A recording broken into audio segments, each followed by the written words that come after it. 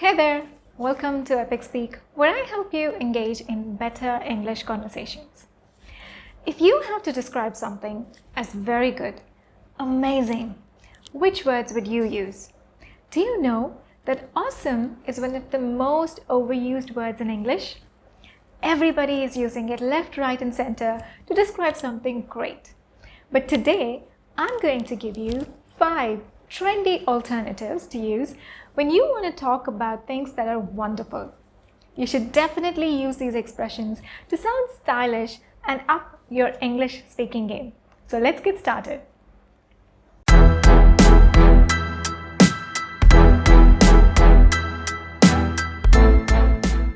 The first expression is chef's kiss.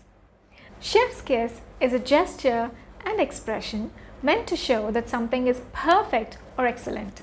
For example, Mrs. Singh's aloo parathas are chef's kiss. His acting in the latest movie was chef's kiss. Chef's kiss is usually accompanied by this gesture of pinching your fingers together and blowing on it. Chef's kiss. The next expression is lit. Lit has acquired the meaning of exciting. It also means that something is excellent or spectacular. Her presentation was lit. The new noise-cancelling app for the web meetings is lit. Something that is lit is something that is extremely good. Very nice. The next expression is awesome sauce. Awesome sauce means extremely good and excellent. For example, our weekend in Goa was awesome sauce. His new detective thriller was awesome sauce. I couldn't put it down.